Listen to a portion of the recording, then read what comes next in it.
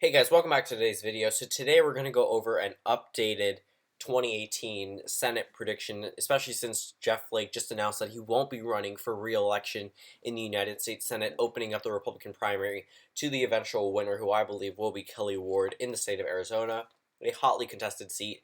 And a lot of these race changes are going to be very similar to the ones that I did a couple months ago. Just we're going to see a little more swing states and a little more of the states that I'm going to be talking about compared to other states.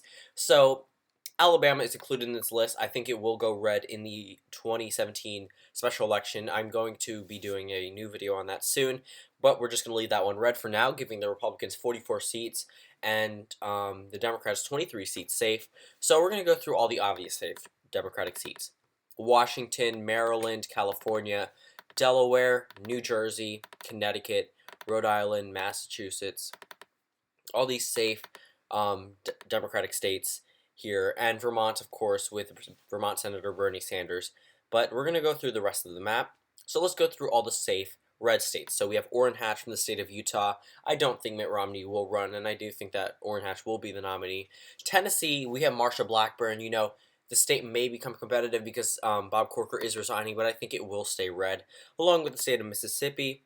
So pretty much these are all the safe red states, besides actually Nebraska and Wyoming. So these are all the safe red states, and a couple more safe blue states. So the state of Michigan. If Kid Rock is the nominee, it will be safe blue.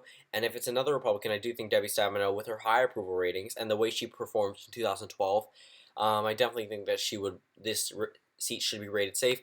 Amy Klobuchar, Char, I don't know how to pronounce it fully, but I think that one is also safe for the Democratic Party, along with Kristen Gillibrand in New York. I don't know why I didn't fill that in before, but that one is also considered safe.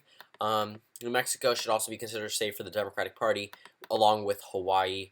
And so pretty much these are all the contested seats that are considered toss-ups at this moment in time. We have Angus King from the state of Maine, the independent caucusing of the Democratic Party. If it's not someone like Mary Fallin, or if it's not someone like actually, Suzanne Collins is already in the Senate, but if it's not a moderate Republican like Suzanne Collins, because she can't necessarily run for the seat, but I think it would stay blue, giving the Democrats 38 seats to 49 for the Republican Party. In West Virginia, Joe Manchin's approval ratings are very high, and I don't think someone like Evan Jenkins can really kick him off of that high ranking stand. And the state of West Virginia is not a partisan state, not that partisan. Although they overwhelmingly vote Republican, they don't vote down ballot most of the time. They elected a Democratic governor in 2016. Although there's the fact that he did switch to the Republican Party, that's probably going to kill him in re-election, because a lot of people there voted him in because he was a conservative Democrat. They love conservative Democrats like Bill Clinton, like Jimmy Carter. And we're going to keep going through this. So the state of Texas, Ted Cruz is the incumbent. The only people that could make this race competitive, or actually I think the Castro family. Those are the only really. Both of them, I honestly think, could make this race competitive, but both of them said that they're not going to run, probably because they're eyeing up either a 2020 presidential run or possibly a or maybe they just want to get back into the House or stay in the House. So Texas, I'm going to leave red, giving the Republican Party the majority in the Senate. Now they're at 50 seats, and the VP, of course, is Republican, so it will stay in the majority for the Republican Party. As for Nevada, Dean Heller's approval ratings are skyrocketing downwards. Skyrocketing usually means going upwards, but I'm just saying, like, flip it around, and it's spiraling down. And Dean Heller's approval ratings are going down. The chances of a Democratic victory there are going up. Hillary Clinton carried the state, so I definitely think that this one would go blue. Arizona, if Kelly Ward is the nominee, and since Senator Jeff Flake is not running, Kelly Ward is part of that, far-right extremist movement of the Republican Party.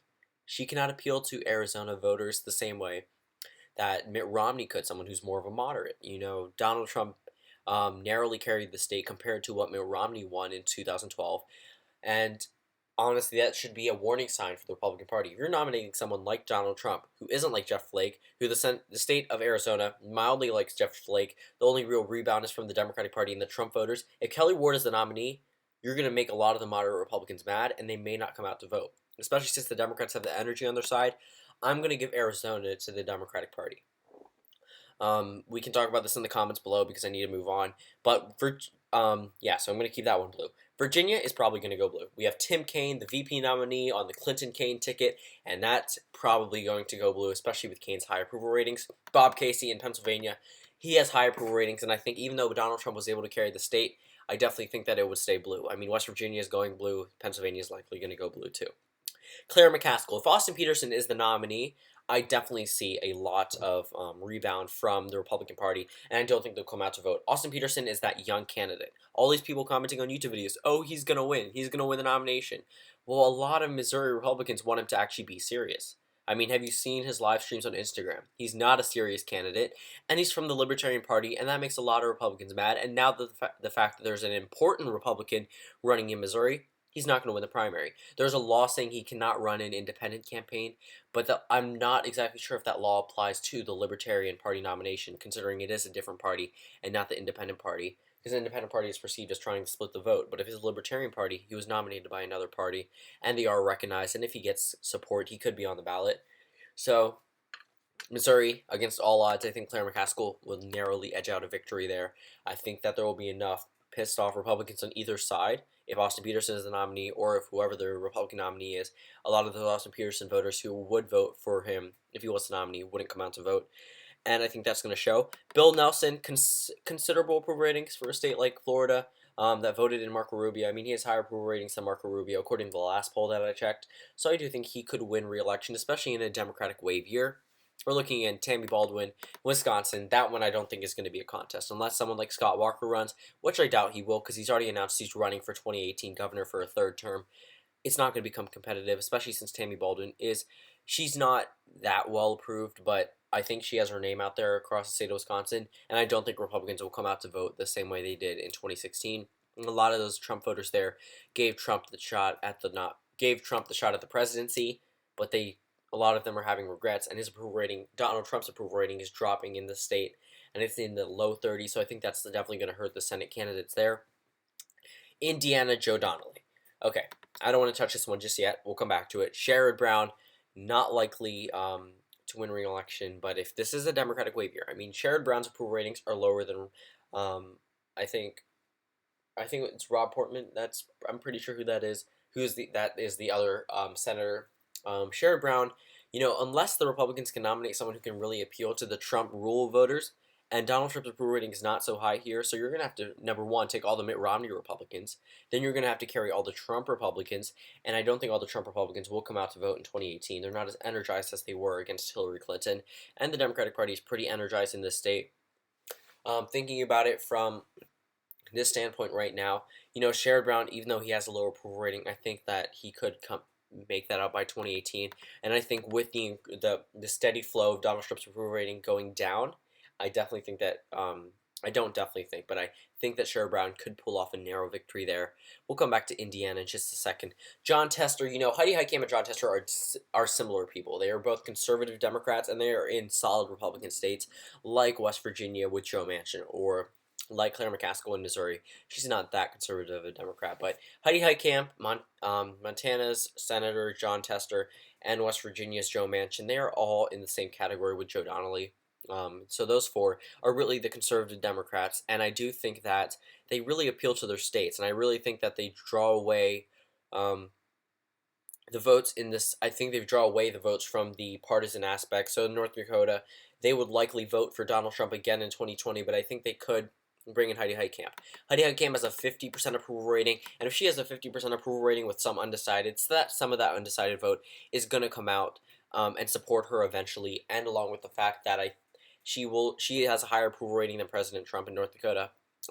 Actually, no, I think it's a couple points below, but he is the president, and he won the state far more than Heidi Heitkamp won the Senate seat.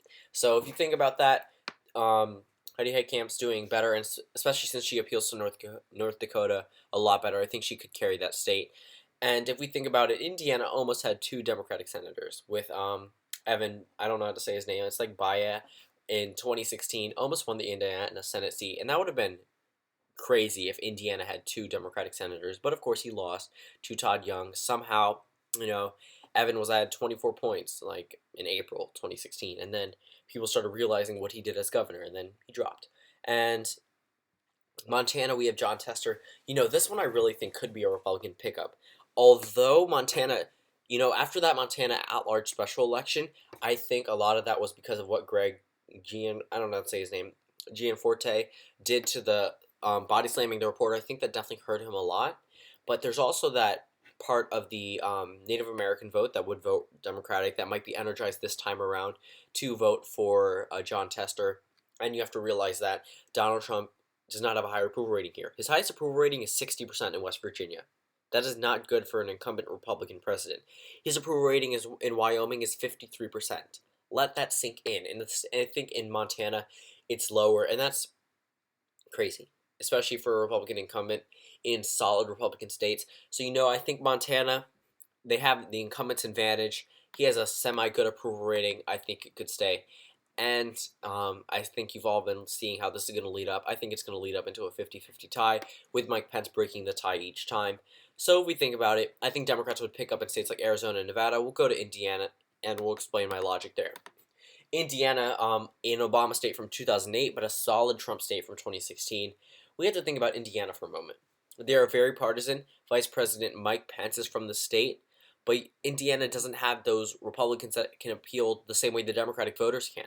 I mean, think about how Joe Donnelly got elected the first time. How did he do that? He appealed to Republican voters and Democratic voters and independent voters. A Democrat cannot win in the state of Indiana unless it's an off election year or unless they have a lot of energy behind them. So Joe Donnelly must have garnered a lot of support from both sides of the aisles, and considering the fact that he's a conservative Democrat, I think they could perceive him as a conservative Democrat, like I just said, and vote him and reelect him into office. His approval ratings are, of course, like all the conservative Democrats don't have that high of approval ratings because of the fact that they are in solid Republican states, and that's something that should worry them, but then again, they don't need a lot to win. They just need a simple majority of one vote more than the other candidate, and a 50% approval rating is considerable for a Democrat in that state. So if we're going to look around to, let's say we take out Joe Donnelly, um, he has a 28% more approval rating than unapproval rating. So I'm going to actually pull up his actual approval rating right now. So, oops, rip. Okay, I understand that. Oh, wrong map. Okay, this is the right map. Anyway, so we're gonna look for Indiana, and then we're gonna pick up Joe Donnelly. So Joe Donnelly has a 53% approval rating. Todd Young has a 48% approval rating. Todd Young is the Republican. So I think that with that approval rating, it's good for a conservative Democrat in a solid Republican state. I do think he could carry that state. So overall, I do think the Senate would end up in an eventual 50-50 tie with Vice President Mike Pence breaking the tie each time. I think the fact that the two senators that are going against President Trump in a lot of these votes are really are in states that aren't even up for re-election. Honestly, I think that if it was a 50-50 scenario, I think that the Democratic Party could actually pass some bills with help from the Republican side, from people like Suzanne Collins or Lisa M, because I'm not going to say her last name and mess it up. So this is what I think the eventual Senate map will be. Just a 50-50 tie with Vice President Mike Pence giving the majority to Mitch McConnell.